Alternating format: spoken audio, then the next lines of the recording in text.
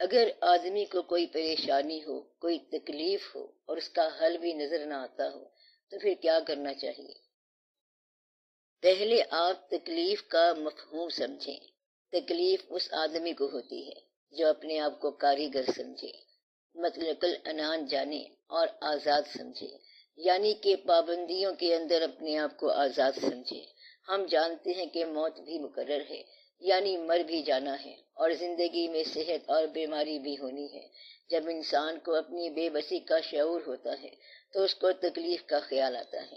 اگر آپ کو اپنی بے بسی اور تکلیف اور مشکل کا حل نظر نہیں آ رہا تو اس میں ایک چیز ضرور نظر آئے گی، اور وہ یہ ہے کہ مشکلات اور حل نہ ہونے والی مشکلات یا انسان کو خدا سے دور کر دیں گی یا خدا کے قریب کر دیں گی۔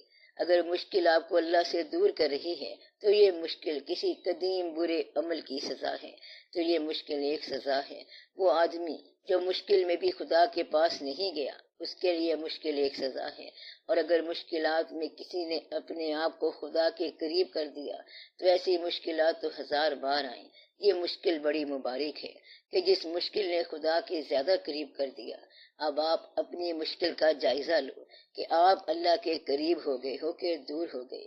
اگر غریبی اللہ کے قریب کر دے تو غریبی مبارک، اگر غریبی آپ کو باغی بنا دے تو یہ عذاب ہے، بلکہ دوہرا عذاب ہے کہ ایک تو غریبی ہے، دوسرا اللہ سے بھی دور ہو گیا۔ تو اس لیے مشکلات نہ تو اچھی ہوتی ہیں اور نہ بری ہوتی ہیں۔ مشکلات اچھے آدمی کے لیے اچھی ہوتی ہیں اور برے آدمی کے لیے بری ہوتی ہیں۔ اولیاء کرام پر مشکلات آتی ہیں، شہداء کرام پر مشکلات آتی ہیں۔ ایک آدمی کے لیے یہ عذاب ہے کہ وہ خدا کو نہیں مانتا ہے۔ وہ کہتا ہے میں نے بڑی احتیاط کی اور احتیاط کے باوجود اندر سے معاملہ سلپ کیسے ہو گیا۔ کہتا ہے کہ میں نے تالے لگائے تھے اور تالوں کے اندر سے گھوڑا چوری ہو گیا۔ اب یہ کیا ہے؟ آپ نے ارد گرد پہرا لگایا، سارے اصول رکھے، فکر کیا، غور کیا اور بڑی حفاظتیں کی ہیں، مگر حفاظت کے اندر سے صحت سلپ کر گئی۔ اب یہ کون ہے جو یہ سب کر رہا ہے؟ اگر تو آپ خدا پر اعتبار کرتے ہو اور اس کی طاقتوں پر اعتبار کرتے ہو تو پھر تو یہ نہیں پوچھنا چاہیے کہ مشکل کا حل کیا ہے۔ مشکل کا حل پھر مشکل کشا ہی ہے، چاہے وہ مشکل حل کرے یا نہ کرے۔ کیا تم نے خود مشکل ڈالی ہے کہ اب اس مشکل کا حل خود ڈھونڈنے لگ گئے ہو؟ اب یہ دیکھو کہ مشکل آتی کیوں ہے۔ مشکل دنیا دار پر تنگی حالات کی وجہ سے آتی ہے۔ حالات کا مطلب یہ ہے کہ خواہش زیادہ ہو اور حاصل کم ہو۔ دنیا دار کے لیے یہ بڑی مشکل ہے۔ مشکل کیوں آتی ہے؟ جب خواہش زیادہ ہے اور آمدن کم ہے، حالات کمزور ہیں، یعنی دکاندار کی آمدن کم ہے اور خرچہ ہی خرچہ ہے۔ دوسری مشکل رشتہ داروں کی طرف سے آتی ہے۔ یہ اذیت ہوتی ہے جو یہ لوگ پہچانتے نہیں۔ ان کی طرف سے جائز ناجائز تقاضے ہوتے ہیں۔ شادی کا فنکشن ہو تو مشکل ہے، اور خدا نخواستہ موت ہو جائے تو مشکل۔ پھر انسان کے اوپر سماجی تقاضے اور ذاتی تقاضے ہیں، اپنی اولاد کے تقاضے ہیں، پھر بندوں کے تقاضے ہیں، خیال کے تقاضے ہیں اور احوال کے تقاضے ہیں، یعنی تقاضا ہی تقاضا ہے۔ اور بیچارہ بندہ ایسے ہے جیسے حصار میں جکڑا گیا ہے اور رسیوں کے ساتھ بندھ گیا ہو۔ رسیاں کیا ہیں؟ یہ واجبات ہیں جو آپ نے ادا کرنے ہیں۔ واجبات کیا ہوتے ہیں؟ جو آپ نے دینا ہے، یعنی حال یا مال۔ بس آپ اس میں جکڑ کے رکھ دیے گئے ہیں۔ کس نے جکڑ کے رکھ دیا ہے؟ اسے فطرت کہہ لو، اللہ کہہ لو۔ اب آپ اس حصار سے باہر نہیں نکل سکتے۔ یہ چیز دنیا دار کے لیے تکلیف بنتی ہے، یعنی پیسے کی کمی اور وابستگیوں کی اذیت۔ اگر اچانک کوئی تکلیف آ جائے، اچانک زلزلہ آ جائے، بھونچال آ جائے، بارش آ جائے، سیلاب آ جائے، اللہ کی طرف سے یہ خوفناک اور وائلنٹ چیزیں آتی ہیں۔ یہ بڑی خوفناک چیزیں ہوتی ہیں، اور ایک عام آدمی اس میں گھر جاتا ہے کہ میں کس عذاب سے دوچار ہو گیا ہوں۔ کبھی سیلاب میں پیاسا ہوں، کبھی دریا میں ڈوب رہا ہوں، کبھی تشنگی ہی تشنگی ہے، کبھی ایسی بات ہے کہ پانی ہی پانی ہے اور پینے کو ایک بوند بھی نہیں ہے۔ یہ کیا ہے یا اللہ؟ اب وہ پریشان رہتا ہے۔ یہیں سے تو اللہ پہچانا جاتا ہے۔ اگر اس کا میلان خدا کی طرف نہ ہو تو پھر وہ پریشان ہو جائے گا یا پاگل ہو جائے گا۔ اللہ کا کام غور سے دیکھو، اللہ بہشت بناتا رہتا ہے اور جنت کے دروازے کھول کے بیٹھا ہوا ہے اور بتاتا ہے کہ یہ بہشت کے راستے ہیں اور یہ بہشت کی خوبیاں ہیں، آپ یہاں بہشت میں آ سکتے ہو اور ایسا ہو سکتا ہے۔ لیکن بہشت کے ساتھ دوزخ کا دروازہ بھی کھلا ہے۔ وہ جانتا ہے کہ لوگوں نے بیان کے باوجود بہشت کو نہیں ماننا، پیغمبروں نے بیان کیا اور اولیاء کرام نے بیان کیا کہ یہ بہشت کے راستے ہیں۔ اولیاء کرام نے دنیا میں بہشتی دروازے بھی لگا دیے ہیں، جیسے بابا صاحب رحمت اللہ نے پاک پتن شریف میں ایک بہشتی دروازہ لگا دیا۔ اس کے باوجود، اتنی سہولتوں کے باوجود، اتنی نوازشوں اور عنایتوں کے باوجود کچھ بندے ادھر ہی رہ جائیں گے۔ آپ یہاں جتنا مرضی بیان کرو، جہاں جو مرضی بیان کر لو، چاہے جتنا الصلاۃ خیر من النوم کہتے جاؤ، لیکن صاحب نوم اپنی نوم یعنی نیند میں ہی رہے گا۔ لہذا ثابت یہ ہوا کہ بہشت کے بیان ہونے کے باوجود اور نیکوں کے لیے نیک راستوں کے باوجود اور ماں باپ کی دعاؤں اور ماں باپ کی نوازشوں کے باوجود اولاد گمراہ ہو جاتی ہے۔ ماں باپ کہتے ہیں ایسا مت کرو اور وہ کرتے ہیں۔ مطلب یہ کہ انسان کی فطرت میں سرکشی لکھ دی گئی ہے۔ جب سرکشی لکھ دی گئی ہے تو وہ انسان باغی ہو جائے گا اور اسی راستے پر چلے گا جس سے منع کیا گیا ہے، اور نتیجہ وہی ہوگا جو نہیں ہونا چاہیے۔ مطلب کیا ہوا؟ مطلب یہ ہوا کہ اب تکلیف یا مشکل کیسے آئی کہ تم نے اپنے آپ کو بیان شدہ راستے سے ہٹا کے کسی اور راستے پر گامزن کر دیا۔ وہ راستہ کیا تھا؟ درمیانی راستہ۔ نہ نمائش کرو اور نہ کوئی واقعات کرو، نہ اپنی ہستی سے باہر سوچو۔ مطلب یہ ہے کہ سادہ زندگی گزارو، آمدن کے اندر خرچ کرو، آنے والے کا بھلا ہو اور جانے والے کی خیر ہو، اور تم اپنی زندگی گزارو۔ اگر کوئی شخص سماج کی ضرورتوں کے ماتحت کسی بھی خواہش میں مبتلا ہو گیا اور کچھ کر بیٹھا تو نتیجہ یہ ہوگا کہ دنیا دار کو تکلیف ہوگی۔ دنیا دار کو تکلیف سے بچانے کا طریقہ یہ ہے کہ وہ دیندار بن جائے۔ اسی دنیا میں دیندار لوگ رہتے ہیں جو جانتے ہیں کہ کسی نمائش کی کوئی ضرورت نہیں ہے۔ اگر آپ اصل کو دیکھنے لگ جاؤ تو بے شمار جھگڑوں سے بچ جاؤ گے۔ مطلب یہ ہے کہ اصل چیز انسان کی اوقات ہے کہ وہ کیا ہے، ضرورت کیا ہے، تم لوگ کون ہو کہ جانا تم نے مٹی میں ہے مگر کیا رنگ جمائے ہوئے ہو، غرور کیوں کر رہے ہو۔ اس بات کو پہچانو تو تکلیف نہیں آئے گی۔ تکلیف کے بارے میں اللہ تعالیٰ نے فرمایا ہے کہ تکلیف نہیں آتی کسی انسان پر مگر اس کی وسعت کے مطابق۔ گویا کہ تکلیف آتی ہے تمہیں تمہاری وسعت کا تعارف کرانے کے لیے کہ تم کتنے وسیع ہو، اور اگر تم بے چین ہو گئے تو پھر تکلیف عذاب ہے۔ ایک جگہ اور فرمایا گیا ہے کہ تکلیف آتی ہے مگر جو کچھ کیا تمہارے ہاتھوں نے اس وجہ سے تکلیف آتی ہے۔ تکلیف کیوں آئی؟ تمہارے اعمال، تمہارے کسب کی وجہ سے کہ تم نے جو کچھ کیا۔ آج دیکھ تیرا نتیجہ کیا ہے۔ جو بویا اب کاٹ۔ تکلیف اس لیے آئی کہ اس کے پیچھے تمہارا اپنا ہاتھ ہے۔ یہ بات سمجھ آئی کہ تکلیف کے پیچھے کون تھا؟ تم نے خود ہی تکلیفیں لکھی ہیں اور اپنے ہاتھ سے لکھی ہیں۔ اپنی تکلیف کا انسان خود مصنف ہے۔ ایک اور جگہ تکلیف کے بارے میں اللہ تعالیٰ نے کہا ہے کہ میرے حکم سے آتی ہے۔ اب یہ تینوں باتیں نوٹ کرو۔ تکلیف آئی اللہ کے حکم سے، اور تکلیف آتی ہے تمہارے کرتوتوں کی وجہ سے، اور یہ تکلیف تمہارا اپنا کیا کرایا ہے، اور یہ کہ تکلیف آتی ہے تیری وسعت کے مطابق۔ اب گلہ نہ کرو، شکر کرو۔ تکلیف جو ہے یہ تمہیں مقام صبر سے متعارف کرانے کے لیے آتی ہے، اور یہ یاد رہنا چاہیے کہ اللہ صابرین کے قریب ہے۔ اللہ کا فرمان ہے کہ ان اللہ مع الصابرین۔ تکلیف دے کر اللہ نے صبر سے تمہیں آشنا کرایا۔ اگر تکلیف پر تکلیف آ جائے تو یہ وقت صبر اور نماز سے گزارو۔ اگر تکلیف آ جائے تو انسان کو کیا کرنا چاہیے؟ اس کا جواب یہ ہوا کہ وَاسْتَعِینُوا بِالصَّبْرِ وَالصَّلَاةِ، یعنی استعانت مانگ، مدد مانگ صبر کے ساتھ اور نماز کے ساتھ۔ تو آپ کی نماز اور آپ کا صبر جو ہے یہ اس تکلیف کا حل ہے۔ تو مشکل کا حل کیا نکلا؟ صبر اور استقامت کے ساتھ وقت گزارنا۔ تکلیف دے کر اللہ تعالیٰ نے صبر کے ساتھ تمہارا تعارف کرایا۔ مشکلات صبر سے تعارف کراتی ہیں، اور یہ مشکلات ایک بڑی نعمت کے ساتھ تعارف کراتی ہیں کہ اللہ تعالیٰ تکلیف والے کے ساتھ ہو جاتا ہے۔ جب اللہ تعالیٰ تمہارے ساتھ ہو گیا تو بڑی مبارک بات ہو گئی، اس کا ذرا دھیان کرنا چاہیے۔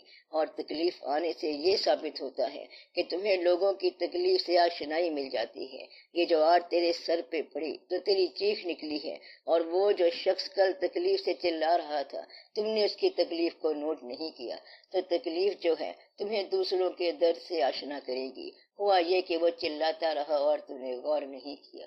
تکلیف کے ذریعے تمہیں اس انسان کی تکلیف سے آشنا کرایا گیا اور جانوروں کی تکلیف سے آشنا کرایا گیا۔ یہ تکلیف اس لیے آتی ہے تمہیں آشنا کرانے کے لیے، تمہیں تم سے آشنا کرانا، تمہیں تمہارے رب سے آشنا کرانا۔ اور تکلیف تمہیں اپنے محسن کے ساتھ آشنا کراتی ہے کہ کون ہے جو تکلیف میں تمہارا ساتھ دیتا ہے، وہی تمہارا محسن ہے۔ اس دنیا میں جہاں غیر ہی غیر ہیں، کوئی اکا دکا محسن مل جائے گا، اور جس نے محسن کی آشنائی کر لی تو یہ بڑی بات ہے۔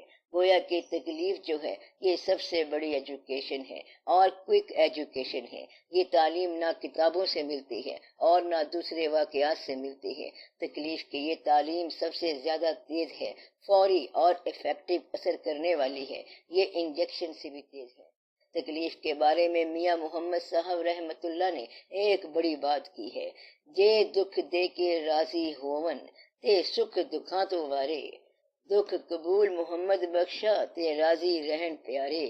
تو اگر وہ دکھ دے کر راضی ہوتا ہے تو ہمیں دکھ قبول ہے، اگر وہ دکھ دے کے راضی ہوتا ہے تو اور کیا چاہیے، زندگی لے کر بھی اگر راضی ہوتا ہے تو بھی ٹھیک ہے۔ تو سب سے بڑی بات یہ ہے کہ صرف اس تصور کے ساتھ خاموش وقت گزار دو کہ جاننے والا جانتا ہے اور وہ دیکھنے والا ہے، اور دکھ بھیجنے والا بے خبر نہیں ہے۔ اتنی بات کر لو تو پھر تمہیں کمال حاصل ہو جائے گا، تب تکلیف کمال ہوگی۔ کہتے ہیں کہ یہ مقام دل ہے، یہ مقام دل ہے کہ الاماں، یہ کہاں نصیب قدسیاں کہ فغاں گئی سوئے لامکاں، تو مکیں کا دل تھا ہلا ہوا۔ یعنی کہ اگر فریاد اس کے پاس جائے جس کے پاس سب فریادیں جاتی ہیں، تو تکلیف والے کی فریاد عرش ہلا کے رکھ دیتی ہے۔ تو گویا کہ تکلیف نے تمہیں مؤثر کر دیا، افیکٹو بنا دیا، تیری فغاں میں اثر پیدا ہو گیا، تیری فریاد میں تاثیر ہو گئی۔ گویا کہ درد نے تمہیں صاحب تاثیر بنا دیا، اور وہ بے وقوف آدمی ہے جو مار کھاتا جا رہا ہے اور اثر نہیں لیا اس نے، وہ ہر بار مار کھاتا جا رہا ہے اور پھر ایک بڑی تکلیف کا انتظار کرے گا۔ اللہ تعالیٰ نے اس تکلیف کے ذریعے اس کو قریب تر کرنا ہے۔ اب اسے چاہیے کہ اس غم پہ راضی ہو جائے، نہیں راضی ہوتا تو پھر اگلے غم کے لیے تیار ہو جائے۔ اگر وہ یہی قریب ہو جائے تو اگلے غم کی ضرورت ہی کوئی نہیں۔ اب آپ کو پتہ ہونا چاہیے کہ تکلیف ہوتی کیا ہے، تکلیف کس چیز کا نام ہے۔ کیا یہاں کوئی بندہ ایسا ہے جو اپنے حالات پر پوری طرح راضی ہو؟ سب گلہ کرتے ہیں۔ کون آدمی ہے جس کو پیسہ نہیں چاہیے؟ سب کو چاہیے۔ ہر کوئی کہتا ہے دعا کریں تھوڑے سے حالات بہتر ہو جائیں۔ حالات بہتر ہونے چاہیے۔ حالات کیسے بہتر ہوتے ہیں؟ بچے ٹھیک ٹھاک ہوں اور تم ٹھیک رہو۔ ہر آدمی اپنے حالات سے بہتر حالات چاہتا ہے، کیونکہ اپنے علاوہ اپنی زندگی چاہتا ہے، کیونکہ ہر آدمی کی کوئی نہ کوئی خواہش ہے۔ ایسا کوئی نہیں ہے جو ضرورت مند نہ ہو۔ اب اس ضرورت مند کو کیا تکلیف ہوگی؟ وہ چیختا جا رہا ہے۔ بہت کم ایسے لوگ ہیں جن پر قرضہ واجب الادا نہ ہو۔ کون ہے جو ہر طرح سے آسانی میں جا رہا ہو؟ کس کی زندگی آسان ہوئی ہے؟ آپ یہ بتاؤ کہ کون سی آنکھ آپ نے دیکھی ہے جو روئی نہ ہو؟ کیا آپ نے ایسی آنکھ دیکھی ہے؟ میں نے تو نہیں دیکھی۔ کون سی آنکھ ہے جو غم سے یہاں روتی نہیں؟ جانے والوں کی مگر رفتار کم ہوتی نہیں۔ جانے والے چلتے جا رہے ہیں، رونے والے روتے جا رہے ہیں۔ اگر جدائی ہو گئی ہے تو یہ اللہ کا کام ہے۔ اس نے ہر آنکھ میں آنسو رکھ دیا ہے، ہر انسان کی فطرت میں غم لکھ دیا ہے۔ غم ملے گا، غم کا حصہ ملے گا، غم ضرور ملے گا۔ اس نے لکھ دیا ہے کہ اتنا کام کرو گے تو اتنا غم ملے گا اور اتنی خوشی ملے گی۔ اب غم کی جو وجہ اور جو مرضی بنا لو، جسے تم تکلیف کہہ رہے ہو اسے ہم تو نصیب کہتے ہیں۔ آگے تمہاری مرضی، جو کہہ لو۔ اب ادھر سے چٹھی آ گئی ہے، وہ محبت کی چٹھی ہو یا تکلیف کی ہو، ہے تو آپ کے نام کی۔ محبت کی چٹھی وصول کر لیتے ہو اور غم کی چٹھی آ گئی ہے تو کہتے ہو کہ وہ اسی کو واپس دو۔ اسرائیل صاحب آ گئے تو پھر کیا کرو گے؟ غم میں ہر انسان اپنے آپ کو بے کس کہتا ہے، غم کو بھی اسی طرح قبول کرو جس طرح خوشیاں قبول کرتے ہو۔ رات بھی اتنی عزیز ہو جتنا دن ہے۔ بھیجنے والے نے دن بھیج دیا، پھر بھیجنے والے نے جدائی بھیج دی۔ اگر بھیجنے والا ایک ہے تو پھر یہ دونوں ایک ہیں۔ کون دونوں؟ غم اور خوشی ایک ہی مصنف کی لکھی ہوئی چیزیں ہیں۔ خوشی بھی قبول ہے، غم بھی قبول ہے، یہ بھی اللہ کی عنایت ہے، یہ اس کی نوازش ہے کہ غم بھیج دیا۔ اگر خدا کو نہ چھوڑو تو مشکلات تمہیں ترقی دیتی ہیں، تمہاری سختی کو موم بناتی ہیں اور تمہیں حساس طبیعت بناتی ہیں۔ اس لیے غم کی بڑی کاروائی یہ ہے کہ غم تمہیں بہت ہی نرم کر دیتا ہے۔ اگر غم نہ ہو تو انسان پتھر ہی رہتا ہے۔ اگر کسی کا باپ فوت ہو گیا، اللہ تعالیٰ کی بات جب تک تم سمجھو گے نہیں تو تمہیں بات سمجھ نہیں آئے گی۔ ہمیشہ کے لیے دنیا میں رہنے کی اس نے اجازت نہیں دی۔ اللہ کہتا ہے میں اور میرے فرشتے ہمیشہ سے حضور پاک صلی اللہ علیہ وآلہ وسلم پر درود بھیجتے جا رہے ہیں۔ اللہ کا کوئی عمل درمیان سے شروع نہیں ہوتا، اور اللہ پتہ نہیں کب سے درود بھیجا جا رہا ہے، تب سے بھیجتا جا رہا ہے جب سے حضور پاک صلی اللہ علیہ وآلہ وسلم کی شان موجود ہے۔ لہذا درمیان میں آنے والے حضور پاک صلی اللہ علیہ وآلہ وسلم پہلے بھی موجود تھے، کیونکہ اللہ تعالیٰ بہرحال کہتا ہے کہ میں درود بھیجتا ہوں اور میرے فرشتے درود بھیجتے ہیں۔ جب تک قرآن کریم موجود ہے درود کا عمل بند نہیں ہو سکتا۔ اگر درود کا عمل بند نہیں ہونا ہے تو رسالت کا عمل جاری ہے، کیونکہ اللہ تعالیٰ کا درود جاری ہے۔ میں بندوں کے درود بھیجنے کی بات نہیں کر رہا، اب اللہ جو درود بھیجتا ہے اور درود بھیجتا ہی رہتا ہے، اور ایک خاص میعاد کے بعد موت کا عمل جاری ہوتا ہے۔ تو یہ کیا بات ہوئی کہ اللہ تعالیٰ درود بھی بھیجتا جا رہا ہے اور پھر موت کے عمل سے بھی گزار رہا ہے، یعنی کہ اپنی محبوب ہستیوں کو بھی اس نے موت کے عمل سے گزار دیا۔ یہ اللہ کی شان بے نیازی ہے۔ اللہ تعالیٰ کسی کو بھی اسپیئر نہیں کرے گا، یہ اس کا کام ہے۔ مطلب یہ کہ تکلیف یا غم یا موت کا عمل جو ہے ہر آدمی اس میں سے گزرے گا، اور اس میں اللہ کا قرب موجود رہتا ہے۔ ہر انسان کے ساتھ یہ ہو رہا ہے، ہر انسان کے ساتھ یہ واقعہ ہو رہا ہے۔ تو حضور پاک صلی اللہ علیہ وآلہ وسلم سے زیادہ اللہ تعالیٰ کے قریب اور کون ہو سکتا ہے؟ اس عمل سے وہ بھی گزر گئے، تکلیف کے عمل سے وہ بھی گزر گئے۔ آپ مسلمان ہو اور سیرت میں یہ بیان کرتے ہو کہ حضور پاک صلی اللہ علیہ وآلہ وسلم غریب تھے، اور وہاں تم یہ بھی کہتے ہو کہ تمہیں حضور پاک صلی اللہ علیہ وآلہ وسلم سے محبت ہے۔ سارے مسلمان حضور پاک صلی اللہ علیہ وسلم سے محبت کرتے ہیں۔ حضور پاک صلی اللہ علیہ وآلہ وسلم غریب تھے، لیکن آپ لوگوں کو غریبی سے محبت نہیں ہے۔ اگر حضور پاک صلی اللہ علیہ وآلہ وسلم سے محبت ہے، اور آپ خود ہی بیان کرتے ہو کہ حضور پاک صلی اللہ علیہ وآلہ وسلم غریب تھے، تو تمہیں غریبی سے محبت کیوں نہیں؟ مطلب یہ ہے کہ حضور پاک صلی اللہ علیہ وسلم فرماتے ہیں تو پھر تمہیں فاقہ کیوں پسند نہیں؟ یعنی کہ محبوب آدمی کی تو ہر چیز محبوب ہونی چاہیے۔ تمہاری محبت کے اندر ملاوٹ ہے، ہر شے میں آپ ملاوٹ کرتے جا رہے ہو۔ محبوب کے پاس جو کچھ ہے اسے بھی محبوب رکھو تو پھر بات سمجھ آئے گی۔ ایک دفعہ ایک صحابی رضی اللہ تعالیٰ عنہ کا پکا مکان بن رہا تھا۔ حضور پاک صلی اللہ علیہ وآلہ وسلم نے پوچھا یہ کس کا مکان بن رہا ہے؟ صحابہ کرام رضی اللہ تعالیٰ عنہ نے عرض کی یا رسول اللہ صلی اللہ علیہ وآلہ وسلم یہ فلاں صحابی کا مکان ہے۔ پھر آپ مسجد کے کچھ نہیں فرمایا، اور کچھ عرصے کے بعد وہ صحابی رضی اللہ تعالیٰ عنہ آئے، سلام کیا، آپ نے منہ پھیر لیا۔ اس نے باقیوں سے پوچھا کہ حضور پاک صلی اللہ علیہ وآلہ وسلم ناراض سے لگتے ہیں، بات کیا ہے؟ مجھ سے کیا غلطی ہوئی ہے؟ انہوں نے کہا اتنی بات ہوئی کہ حضور پاک صلی اللہ علیہ وآلہ وسلم نے پوچھا کہ یہ مکان کس کا ہے، تو ہم نے بتایا کہ یہ آپ کا ہے۔ اس کے بعد یہ واقعہ ہو گیا، وہ صحابی رضی اللہ تعالیٰ عنہ گئے اور مکان گرا دیا، واپس آ کر السلام علیکم کہا۔ حضور پاک صلی اللہ علیہ وآلہ وسلم نے جواب دیا وعلیکم السلام، اور فرمایا کہ تم یہاں ٹھہرنا چاہتے ہو یا تم یہاں سے رخصت ہونا چاہتے ہو؟ یعنی رخصت ہونے والے قافلے کا قیام سے کیا تعلق؟ تو مطلب یہ ہے کہ جب تک تمہیں ساری باتوں کا ایک مربوط انداز میں علم حاصل نہ ہو تو تم پریشان رہو گے۔ آدھا سامان مغرب سے لیتے ہو، آدھا مشرق سے لیتے ہو، کلینک کا سارا سامان اور یہ الیکٹرانکس جاپان سے خریدتے ہو، کچھ ادھر سے لیتے ہو کچھ ادھر سے لیتے ہو، اور پھر کلمہ نماز پڑھتے ہو۔ یہ تباہی ہے۔ اگر تمہیں کلمہ اور کلمہ والے پسند ہیں تو پھر وہ زندگی اختیار کرو جو زندگی ان سے متعلق ہے، تو پھر تمہیں تکلیف نہیں ہوگی۔ یہی وجہ ہے کہ ہم پاش پاش ہو گئے، ایک مربع سا تو بن گیا ہے، سب ملاوٹیں تو ہو گئی ہیں اور سب پریشان ہو گئے ہیں۔ اگر انسان کو یہاں سے رخصت ہونا یاد رہے تو وہ بہت ساری تکلیفوں سے بچ جائے گا۔ وہ چیزیں کرو، وہ مقامات حاصل کرو، وہ سامان بناؤ جو تمہیں رخصت ہونے میں مدد دے۔ ایک بندے نے مکان بنایا تو اپنے پیر صاحب کے پاس گیا کہ جناب میں نے مکان بنایا ہے۔ انہوں نے کہا مبارک ہو، ایسا مکان بنانا کہ چھوڑتے وقت تکلیف نہ ہو۔ اب تم نے کیا مکان بنانا ہے؟ جتنا اچھا بنے گا اتنا ہی چھوڑتے ہوئے تکلیف ہوگی۔ لہٰذا ہم جو کچھ حاصل کرتے رہتے ہیں اسے چھوڑنے میں تکلیف ہوگی۔ تکلیف تو ہر حال میں ہوگی، حاصل میں بھی تکلیف اور چھوڑنے میں بھی تکلیف۔ بڑی مشکل سے حاصل ہوا اور بڑی مشکل سے چھوڑا، آسانی سے حاصل کر لو اور آسانی سے چھوڑو۔ ایک درویش ایک آدمی کے پاس گیا کہ خدا کے لیے خیرات کر دو۔ اس نے کہا بابا جی ٹھہر جاؤ، ابھی میں کام میں لگا ہوا ہوں۔ کافی دیر گزر گئی، اس نے پھر سوال کیا، کہنے لگا لو جی تھوڑا سا کام اور رہ گیا ہے، کام سے فارغ ہو کے تمہیں دوں گا، ابھی میں مصروف ہوں۔ وہ درویش غصے میں آ گیا اور کہنے لگا کہ تم اتنے مصروف ہو تو مرو گے کیسے؟ وہ بھی آگے بولا جیسے تو مرے گا۔ درویش نے کہا دیکھو میں تو یوں مروں گا۔ درویش نے ایک چادر بچھائی، کلمہ پڑھا اور مر گیا۔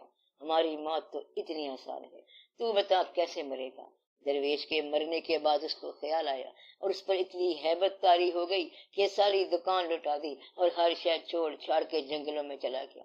وہ فرید الدین ایک عام آدمی تھا، اب وہ فرید الدین عطار رحمت اللہ علیہ ہو گئے۔ ان پر راز آشکار ہو گیا اور مخفی آشکار ہو گیا۔ وہ بات سمجھ گئے کہ فقیر کون تھا۔ فقیر یہ بتانے کے لیے آیا تھا کہ تو اتنا بیزی ہے کہ تجھے مرنے کی سمجھ نہیں آ رہی، پھر تو موت کے وقت کیسے مرے گا؟ اگر آپ کو مرتے وقت اسرائیل علیہ السلام سے تھوڑی سی مہلت ملنے کا امکان ہو تو آپ اسے بھی یہ کہہ دو گے کہ ٹھہر جاؤ، ابھی 2-4 خطوں کے جواب دینے ہیں، کسی کے پاس جانا ہے، آج تو فنکشن ہے، شادی ہو رہی ہے، ذرا چابیاں دے لوں اور وصیت نامہ لکھ دوں۔ مگر موت کی تکلیف کا ادراک رکھنے والے معرفت الہی کو پا جاتے ہیں۔ معرفت الہی کا جو چشمہ ہے وہ سمندر ہی سے نکل رہا ہے اور سمندر ہی میں واپس جا رہا ہے۔